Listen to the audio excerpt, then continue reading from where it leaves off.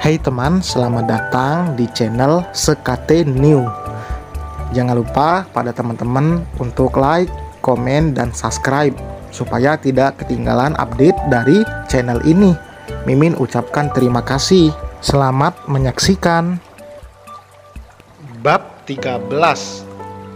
Ponsel Tiara terus bergetar. Arkan terus saja menghubunginya. Tiara mengabaikan dan memilih untuk memperhatikan Cantika yang begitu asyik bermain time zone bersama Juna. Mereka terlihat sangat akrab, seperti seorang ayah dan anak. Dalam hati Tiara membatin, andaikan dia dan Juna tidak ditakdirkan bersahabat. Andaikan suaminya itu punya sikap seperti Juna, yang selalu setia dan ada saat Tiara membutuhkan. Meskipun Juna bukan orang yang alim, namun pria itu tidak pernah membuat Tiara sakit hati. Yang ada Juna malah selalu menjadi garda terdepan untuk selalu melindunginya. Sebuah pesan masuk memecah lamunan Tiara. "Kamu di mana, Dek? Mas di depan kantor kamu, mau ajak makan siang bareng. Kata karyawan di kantor, kamu lagi pergi sama si Juna." Tiara memutar bola matanya malas. "Ngapain sih Mas Arkan pakai ke kantor segala?" Alih-alih membalas pesan tersebut, Tiara malah menonaktifkan ponselnya. Ia tidak mau memikirkan apapun yang berhubungan dengan Arkan saat ini. Memikirkannya saja membuat Tiara sakit. "Mama, aku dapat boneka," pekik Cantika dengan girang. Anak itu berlari berhambur ke arah ibunya. "Wah, cantik sekali sayang." "Iya dong, kita kan menang terus ya jadinya bisa dapat boneka ini deh," seru anak itu dengan wajah sumringahnya. "Iya dong, siapa dulu? Om Juna gitu loh." Mereka semua tertawa bersama. Sejenak Tiara bisa melupakan problemnya yang tengah ia alami saat ini. "Makan yuk, Om lapar nih." "Cantika mau makan di mana?" tanya Juna dengan lemah lembut. CEO yang terkenal seperti beruang kutub, terutama pada para wanita itu, terlihat begitu hangat pada Cantika. Juna sangat menyayangi anak itu seperti rasa sayangnya pada Tiara. Mau, aku mau di restoran ayam goreng Om," pekik Cantika riang. "Oke deh, siap bos. Kita makan di restoran ayam goreng. Let's go." Juna segera mengangkat Cantika ke pangkuannya, seolah gadis kecil itu adalah sebuah mahkota. Lalu ia berlari kecil dengan penuh semangat, membawa putri kecil itu menuju restoran yang diinginkannya. Cantika pun tersenyum lebar. Sepertinya sudah lama ia ingin mencicipi ayam goreng tersebut. Tiara terpaku sejenak, namun kemudian tersenyum hangat dan menggelengkan kepalanya. Terbayang dalam benaknya bagaimana dirinya, Juna, dan Cantika menjadi sebuah keluarga yang harmonis, sempurna, seolah tidak ada duka di dunia ini. Astaga, pikiran macam apa ini? Aku dan Juna sudah seperti saudara. Bisa-bisanya aku berpikir memiliki seorang pendamping seperti Juna. Tiara, sadarlah, kau dan dia sahabat. Lagi pula, mana mungkin dia menyukaiku? Dasar aneh. Tiara terkikik geli membayangkan hal itu. Perlahan Tiara mengikuti mereka yang telah berlari mendahului. Ia memandangi punggung Juna yang berjalan bergandengan tangan dengan Cantika yang kelihatan sangat ceria bersama dengannya. Beberapa orang di jalan melirik dengan simpati dan rasa kagum.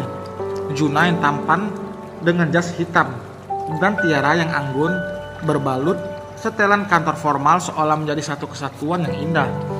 Pasangan yang tercipta untuk satu sama lain. Terlihat seperti sebuah lukisan keluarga yang sempurna bersama putri kecil yang manis dan menggemaskan, mampu membuat setiap orang yang melihatnya menarik napas kagum. Tanpa mereka ketahui, jika pasangan yang terlihat serasi itu hanya memiliki hubungan persahabatan. Jam menunjukkan pukul 6 sore.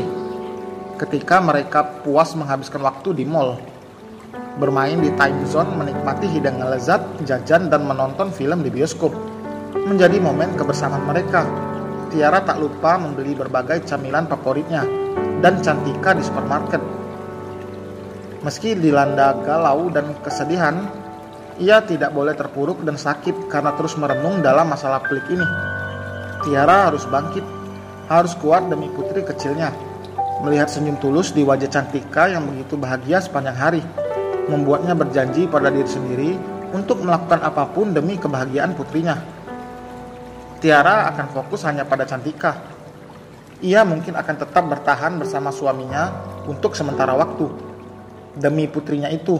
Namun jika sang suami tetap kekeh mempertahankan wanita simpanannya, mungkin tidak ada jalan lain kecuali mengakhiri ikatan mereka. Sementara itu Tiara akan mempersiapkan mental dan rencana demi memenangkan sidang hak asuh anaknya nanti. Cantika harus berada dalam pelukannya. Biarlah kebahagiaan murni ini tak terenggut oleh perpisahan. Cantika terlelap di jok belakang. Tiara menoleh sekilas lalu tersenyum hangat. "Makasih Jun, aku dan Cantika happy sekali hari ini," ucap Tiara saat Juna mengantarnya pulang. "Sama-sama Titi, jangan sungkan ya meminta padaku. Materi, waktu, dan diriku siap kapanpun kamu butuhkan," ucap Juna dengan panggilan akrabnya pada Tiara. "Iya Jun, tenang saja, kalau nanti aku sampai bercerai dan diusir pun, pasti aku akan terus merepotkanmu. Mungkin aku akan minta rumah, mobil, dan uang bulanan padamu," ucap Tiara sambil terkekeh. Namun bercandanya itu malah dianggap serius oleh Juna. CEO itu berharap jika Tiara benar-benar meminta itu semua padanya. "Tentu Titi, bahkan bukan hanya rumah, jika kamu mau aku siap memberikan perusahaan kepadamu," ucapan Juna dengan penuh semangat, seolah tak ada yang tak bisa dia lakukan untuk sahabatnya itu. Lebay. Aku cuma bercanda, tahu. Kamu tahu sendiri kan aku itu gimana. Aku yakin bisa menghidupi Cantika meskipun tanpa Arkan. Ya meskipun gajiku memang tak sebesar gajinya, saut Tiara dengan penuh percaya diri. "Kamu mau naik gaji? Bisa kok. Bulan depan aku naik ke 100%, tawar Juna sembari tersenyum. "Astaga Jun, mau bikin karyawan demo semua apa?" "Enggak, aku enggak mau kamu berkorban seperti itu. Sama saja kamu merasa kasihan padaku. Cukup dukung dan dengarkan keluh kesahku Jun. Aku bersyukur karena punya sahabat seperti kamu. Setidaknya saat seperti ini aku tidak merasa sendirian," ujar Tiara dengan mata berkaca-kaca. Melihat itu Juna tersenyum lebar. Sudah sejak dulu Tiara memang tidak pernah mau menerima bantuan berlebih dari orang lain. Gadis itu selalu berusaha dengan gigih untuk mencapai tujuannya, tak peduli betapa beratnya rintangan yang dihadapinya. Hal inilah yang membuat Juna semakin kagum akan sahabatnya tersebut. "Iya Ibu Manajer, tentu saja aku tahu hal itu. Tapi kamu juga perlu ingat, suamimu mendapatkan jabatan serta gaji yang fantastis seperti saat ini karena siapa? Jika kamu mau, aku bisa meminta Paman Lukas untuk mencabut jabatannya," ucap Juna yang membuat Tiara tercengang. Wanita itu tidak percaya jika sahabatnya benar-benar seberpengaruh itu. "Aku seorang wanita diuji ketika suaminya tak punya uang, tapi seorang pria diuji ketika dia banyak uang. Aku ingin lihat bagaimana suamimu tanpa jabatan tinggi dan gaji besar. Apakah wanita keduanya itu bisa menerimanya, atau malah meninggalkannya seperti wanita matre kebanyakan?" ujar Juna penuh sindiran, membuat Tiara tersentak dan terdiam, berusaha mencerna setiap kata yang diucapkan itu. Dan benarkah kata-kata Juna? Bukankah Mas Arkan berani menikah karena ekonomi yang berkecukupan? Apa jadinya jika Mas Arkan dalam keadaan pas-pasan? Apa wanita kedua itu masih akan menerima suaminya dengan lapang dada? Tapi Tiara menghela napas dalam-dalam. Bukankah wanita itu seorang yang soleha? Haruskah aku lakukan tebakan bahwa sikap wanita kedua tidak akan berpengaruh jika Mas Arkan jatuh miskin sekalipun? Gumam Tiara mencoba mencari tahu apa yang akan terjadi nantinya. Sikap Arumi, istri kedua suaminya, masih terbungkus misteri yang mengganjal hati Tiara. Belum tahu bagaimana sikap asli wanita itu. Apakah memang tulus ingin membimbing suaminya ke jalan yang benar, atau malah ada maksud lain di balik kedok kepolosan yang diperlihatkan. Setelah sampai rumah, Tiara mendapati rumahnya yang sepi. Ia menghela napas lega. Sepertinya ibu mertuanya dan si Arumi itu sudah pulang. Syukurlah, setidaknya malam ini ia bisa tidur dengan nyenyak, tanpa ada gangguan dari ibu mertuanya itu. Tiara hanya melihat mobil Arkan dan mobilnya terparkir. Itu berarti Arkan sudah pulang. Dengan santai ia pun menuntun Cantika, membawa putrinya yang masih terlihat sangat mengantuk itu masuk. Sri, bawa Cantika ke kamarnya, siapkan pakaiannya dan mandikan dengan air hangat ya, titah Tiara pada Sri yang menyambut kedatangan mereka. Baik, Bu. Cantika sambil memeluk boneka barunya berjalan bersama sang pengasuh ke kamarnya. Ia beberapa kali menguap, sepertinya sangat mengantuk karena lelah bermain seharian. Sebelum masuk ke kamar, Tiara lekas menaruh belanjaannya di dapur. Cemilan ia simpan di dalam lemari khusus. Sementara buah-buahan segar ia taruh di lemari pendingin. Kebetulan stok buah-buahan di rumahnya ini sudah mau habis. Dari mana saja kamu? Jalan sama si Juna itu? Apa pantas seorang wanita bersuami jalan bersama seorang pria? Tiara terpaku oleh suara bariton yang menghujam di belakangnya. Suara yang begitu akrab, milik orang yang sangat ia cintai, namun kini telah menghancurkan cinta suci yang sempat bersemi. Pria yang dulu membuatnya hatinya terkunci, tak mampu lagi melihat laki-laki lain, telah mencoreng cinta nan tulusnya dengan dusta yang tak terampuni. Tapi semuanya kini hancur.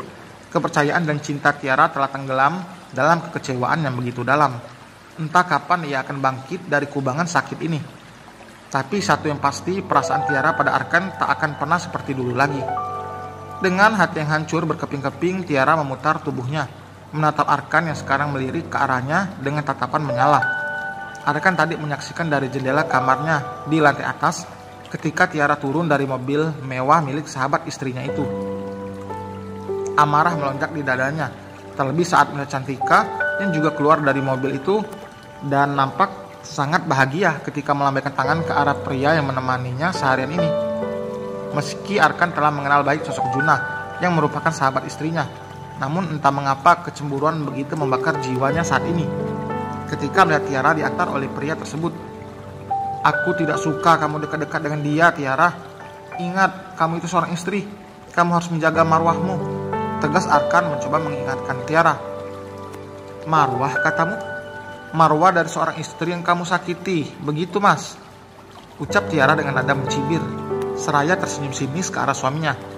Arkan menghela napas berat, menyesal melihat ekspresi penuh luka yang terukir di wajah Tiara. Ia sadar bahwa situasi ini tak akan mudah. Namun tidak bisakah Tiara sedikit mendengarnya membahas masalah ini dengan kepala dingin?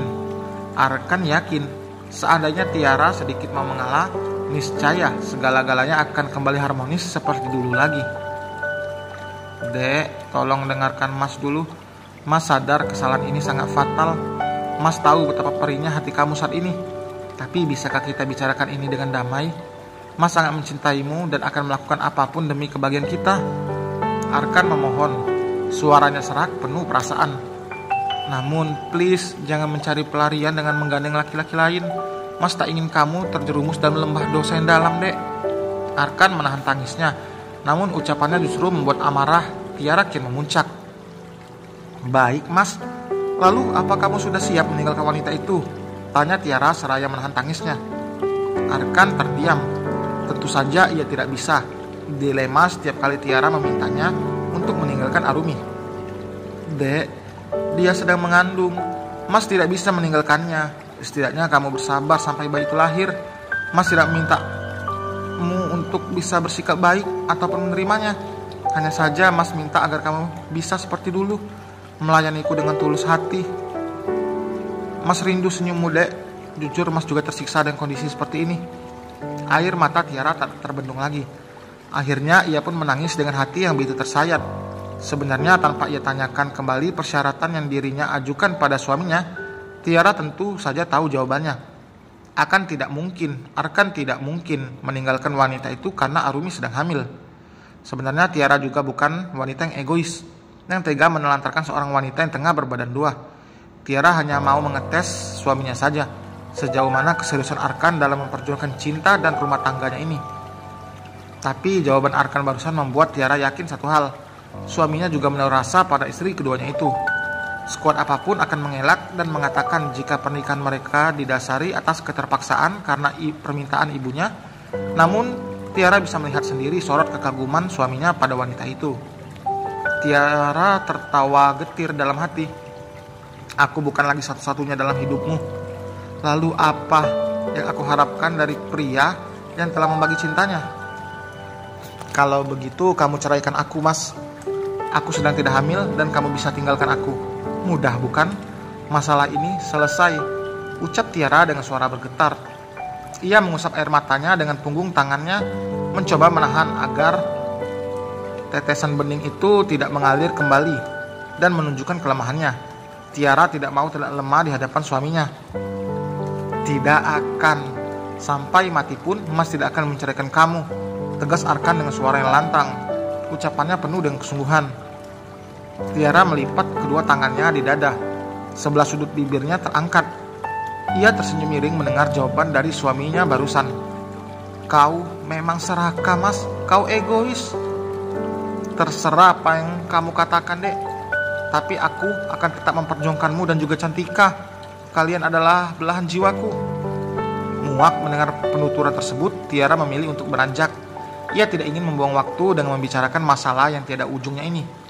Dek, mau kemana? Kita belum selesai bicara. Teriakan Arkan tidak digubris Tiara. Berlalu begitu saja.